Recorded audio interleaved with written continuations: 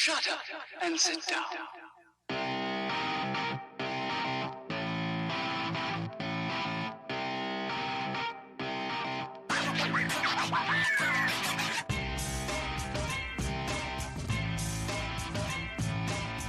Welcome to the Bricks King podcast, where I'm going to bend your ear about Lego, review those amazing bricks of plastic, and discuss what is new and up and coming around the Lego world.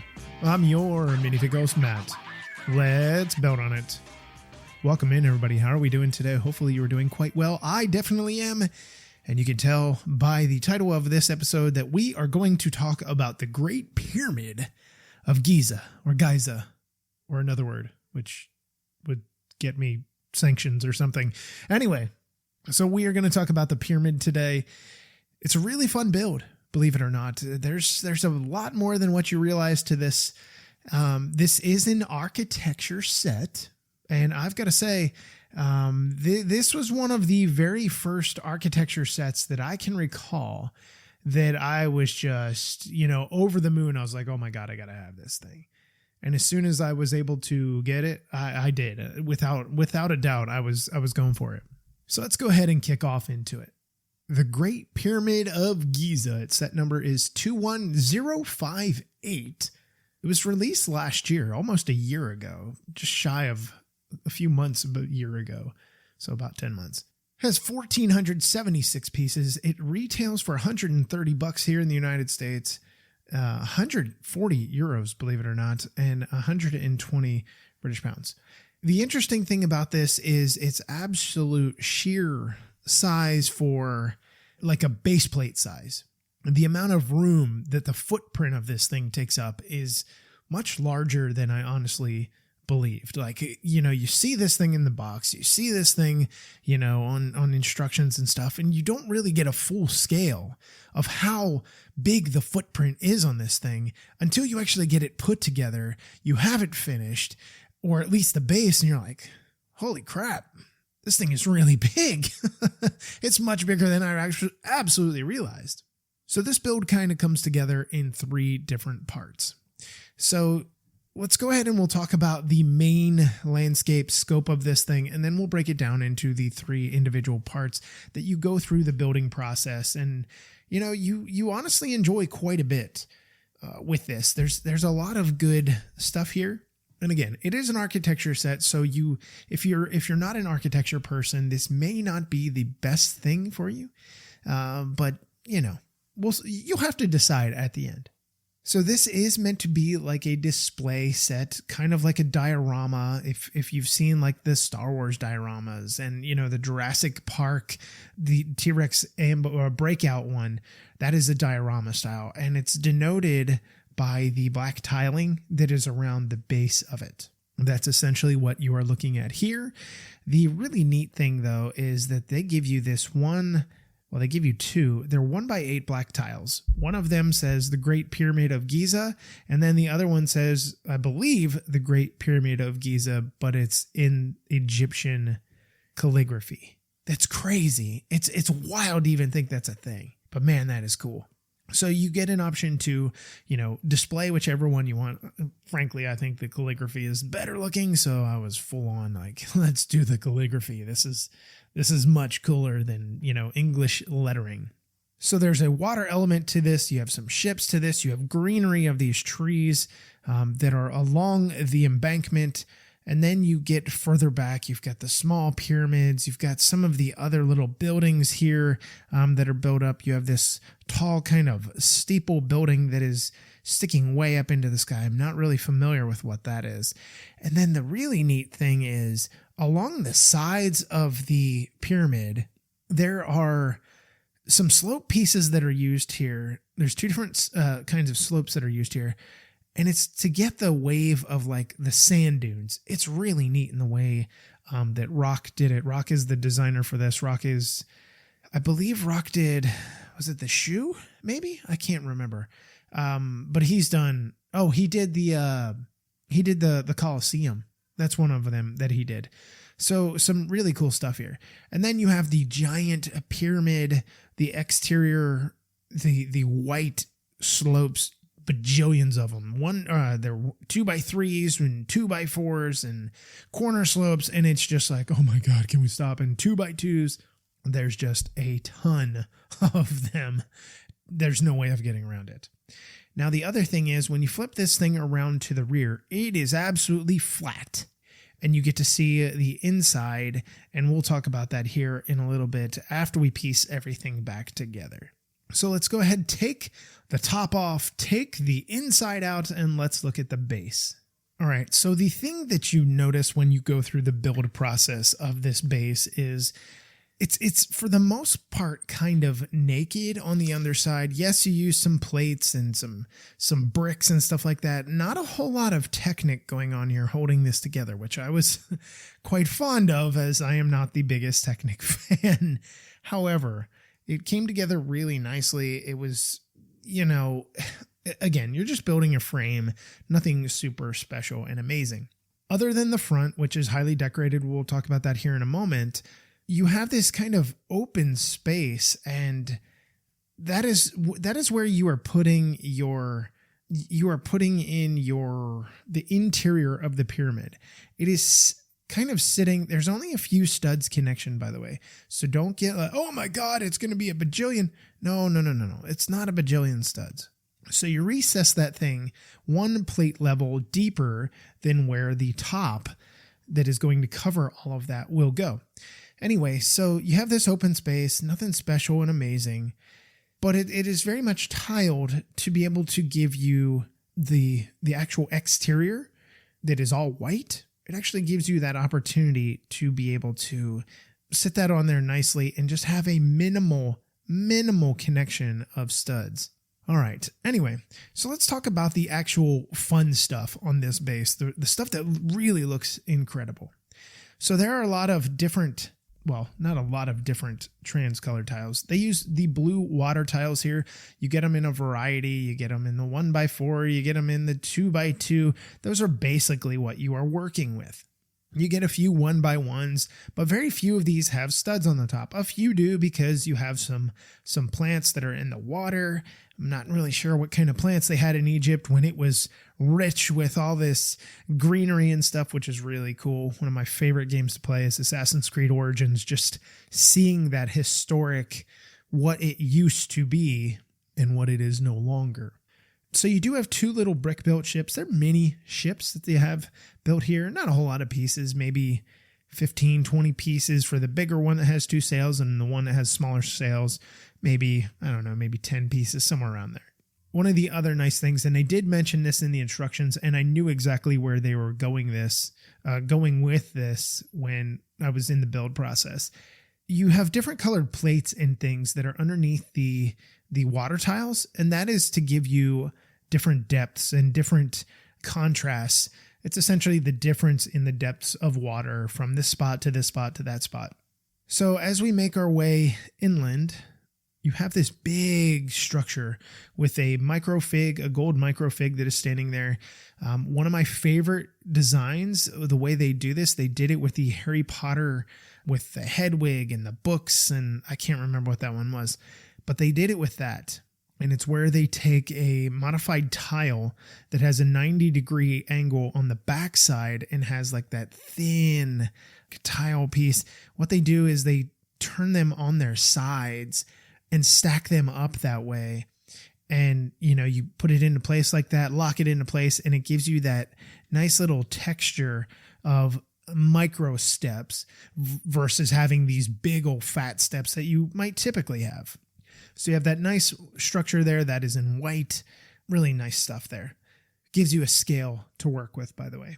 And then you get into all the trees. You got a bunch of different trees here. The small little 3-pronged leaf pieces that have a bar. You use those, 2 different colors here. And then those are adorned along the coast. They use some dark green plates in here, angled plates in here. And then as we move further back on the left side, you have 2 small pyramids in white. And then on the right side, you have all of these buildings. They are in that sand color. And they're supposed to be different kinds of buildings, different kinds of whatever. I guess people are living there, I don't know. Maybe there's a business in one of them. I don't know. But as you get further back, you have fewer and fewer trees. The reason for that is you don't have as much water, even if there is groundwater. So I like that they took that into consideration. Mostly your greenery is along the water's edge. Then you have that big steeple thing that I was talking about here. It's just a 1x1 really tall brick. I got to say it's probably 5 bricks tall. Anyway, so then you have this center walkway from the main center structure that we talked about, the entry structure. You have this long walkway into this beautiful, what are they? The little tall little stanchions here. They just gorgeous. The columns. You have 2 small, obviously they're, micro scale here, but these columns that you kind of walk through to get to the pyramids is really, really neat. Prior to that, though, you have these little Sphinx statues that are on the left. There are 3 of them in the white. Really neat in the way that those are done. They just, when you're building them, you're like, what is this? This looks kind of dumb. But then you get the idea after all of this is together. You're like, oh my God, I totally get it. So then that leads us into the next part of the build, the next phase of the build. So this is where I get geeked out of my mind. I love Egyptian history. I love the idea of the pyramids and everything like that. It's just so fascinating to me how humans, people like you and I, but, thousands of years ago, managed to create these things without modern machines. It's absolutely incredible. People say, oh, the aliens helped. Well, maybe. You never know. Maybe the aliens left something behind for us. Who knows? I don't. I wasn't around, and I'll never know. Anyway, so if you don't know anything about the pyramids, the exterior of the pyramid used to be absolutely gorgeous. It has since, eroded away, time, nature, all of that kind of stuff. It just tore it to pieces. Now we see the kind of, I don't want to say ugly, but kind of the ugly outside, which is obviously not as pretty. So it's fine. It's fine. It's fine. Anyway, so that is what this kind of center structure is meant to be. It's kind of meant to be the ugly inside. So all the ugliness that we think aside, the base build of this thing is essentially just big chunky bricks. Yes, there's some plates and stuff like that in here. There's some tiling that goes on around here, but it's essentially these big chunky bricks, these sand-colored bricks, and there's nothing wrong with that.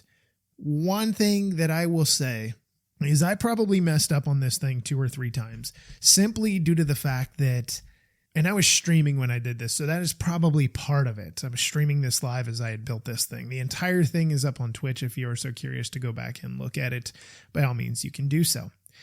Anyway, the interesting thing about this is that I got kind of confused with some of the instructions sometimes, and I'm like, wait a minute. I had to go back a few levels and tear things apart. It's like, oh, okay. Some of the things aren't as easy to see as you might think. Some things are kind of hidden in the instructions. It's not horrible. Again, I own up to it. Some of it was definitely my issue, but it also wasn't, I didn't feel the clearest of instructions that there could have been. That's just my opinion. Anyway, so this thing is hollow for the most part on the inside. It is meant to just be an exterior kind of thing. Now on the front here, about halfway up or halfway down, however you want to look at it, there is this ramp, and they are carrying the top piece here for the pyramid. It is that gold top piece that they used. Allegedly, they were gold or whatever. I'm sure they were gorgeous looking when they had them. But again, weather, time, maybe the aliens came back and stole it. They're like, we're going to take this gold. You don't need it. Anyway, so you have this ramp that they are using to pull this stone up. Mind you, there are no little microfigs here because that wouldn't even fit the scale. However, so you're pulling this thing up. I'm very curious to know how they did it, by the way. I think that's fascinating. But you have these little grill pieces, the 1x2 grill pieces here in the brown. I think they are essentially meant to be the logs and stuff like that. Totally tripping over my words today. It started this morning and has not subsided.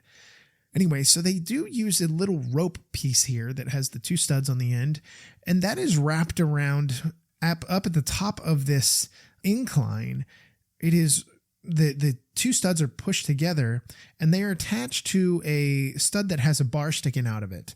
And it's kind of interesting because that is essentially, I'm guessing, how they lifted this thing up. They turned this crank and it, moved this thing up. You've got less friction than pulling it straight across the ground if you're using logs, because that is rolling, or timbers, or whatever you want to call them. So that is kind of neat. I like that little added detail. Now there are these two other things, and I'm not quite sure what they are supposed to be. They almost look like they're supposed to be some sort of elevator. I'm assuming that's maybe what it is. Again, same stud with the bar sticking out of the end, and they use a nougat 2x jumper up here. I would assume that's what it's supposed to be. Obviously, we don't have strings or anything for that, but it kind of gives me that impression, and it's not like an elevator you and I would get in right now, but something to elevate, lift up these blocks. Maybe not. And then at the top of this, in the very center, what we have is I'm assuming this is supposed to be like the frame, the very top end of this, the support, when they go to put on the capstones and stuff like that or whatever.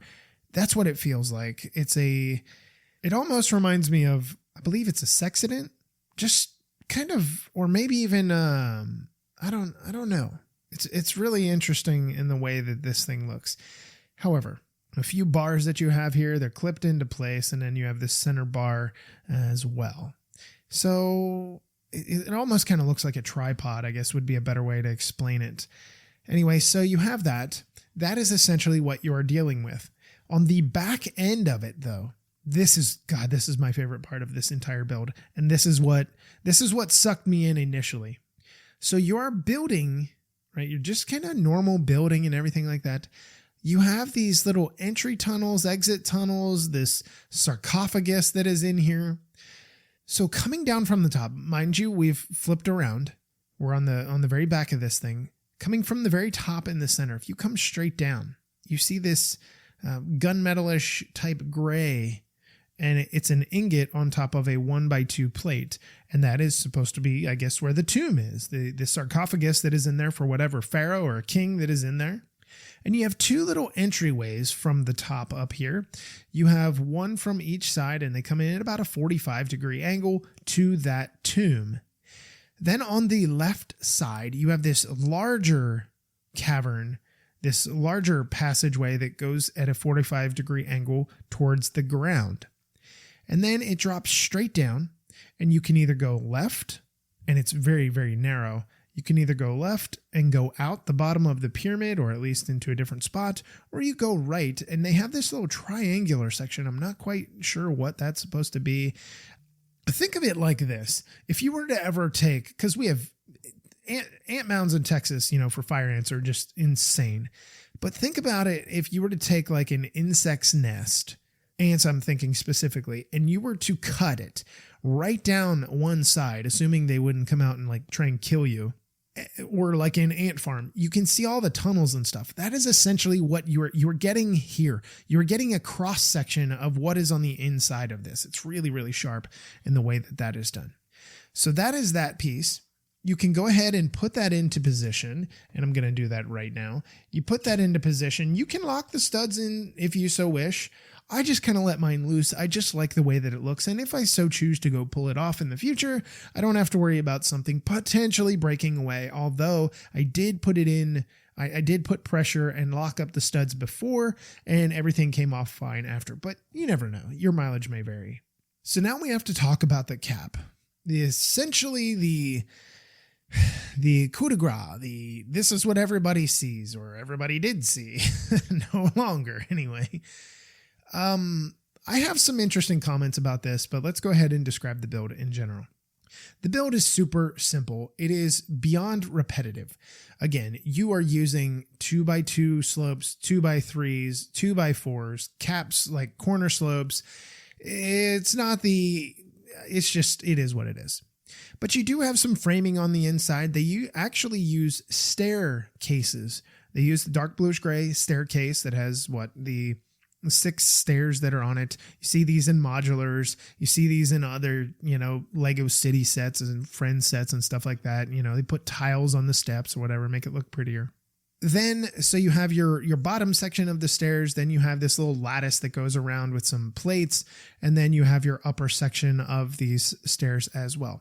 So here's my one complaint about this set, aside from the instruction complaint. This thing was extraordinarily delicate as you're building this thing, because the stairs, yes, things are getting locked into place, but, I had plates popping up off of the stairs, and then, my stairs would move a little bit, and it was just kind of, it was maybe frustrating isn't the right word here, the correct verbiage to use here, but it was annoying. I think annoying would be the best way to go, because it wasn't frustrated. I wasn't like, oh my God. It was just kind of like, here we go again. I didn't reach that level of frustration. I got to admit. Yeah. I think annoyed would be the best way to describe this. So on the inside here, it's just kind of empty. I mean, there's nothing, it's not a pretty thing to look at, and it doesn't need to be pretty because you're covering the interior of the pyramid. Now on the outside of this, I love all of the white, and I'm a person, the sensory stimulation person. I'm somebody that, tactile, and I've run my hands. I'm doing it right now. I've run my hands up and down this thing. It's like a washboard, one way it feels one way, and you go the other way, it's a little bit more rougher. You have the capstone that is up here. We already know we have a capstone that is already being pulled up on the inside. But here I thought was really interesting down at the bottom. In the very center of this, on the very, very, very, very bottom of this cover, you have 2 little studs that you can see, and then there is a black brick that is used as you are going through building this. And that is supposed to be like the shadowed entrance, right? Because if the sun is not shining directly in there, the sun is up above or it's hitting it from the side or the rear, it's going to look pretty dark in there before you step inside. And obviously your eyes adjust to a certain degree, but it's going to look super dark. And I really like the attention to detail to be able to do something like that, just to give you that added effect that, hey, you are really walking into a really dark place, and it may or may not be your favorite thing to do today. So you can easily attach this, get it into its position. And again, you're not locking anything down. I mean, you can absolutely lock things down. Just shot something off of the side of it. Anyway, so you can lock this into position if you want. I didn't really feel that it's necessary, but everything comes together really nice. It looks really sharp on the back end. I've actually bought, because someone had mentioned this to me when I was streaming this about having another one. I actually went out and I bought myself another set so that I can go ahead and make my full pyramid, just because that's what I want to do. I think it's really neat. And here's the interesting thing. And I don't know if anybody else has noted this in their reviews or anything like that, in their discussions and people or with people building it. On the rear side of this, on the very bottom, again, it's that flat side that, you get to see the inside of the pyramid. They have 2 Technic bricks here. They're 1x2 Technic bricks, and they are meant for an axle to go into. One of the short axles. And what you can do is you can take 2 of those axles and connect the pyramids. It's incredible. I mean, how cool is that? To be able to think about that. So you're like, okay, well, how am I going to put them together? They already thought about it. And it's ingenious, because I didn't realize what was going on when I initially built it. I was like, okay, this is going to be for something. You don't really stop and think sometimes when you're just going through the motions of, I'm building this, I'm having fun, and we're having fun. And then you get done and you're like, oh, you're spinning this thing around, you're looking at it, and you're like, oh my goodness, that is what that is for. I get to connect a second pyramid if I want to buy one, which I did. I'm just waiting for it to arrive. So I really liked it. So the set as a whole, what do I think is the set as a whole? Again, if you aren't an architecture person, this may not be for you. My desire for this comes from my desire for history, and I love, ancient civilizations and stuff like that. I think it was a really just a unique display to put out.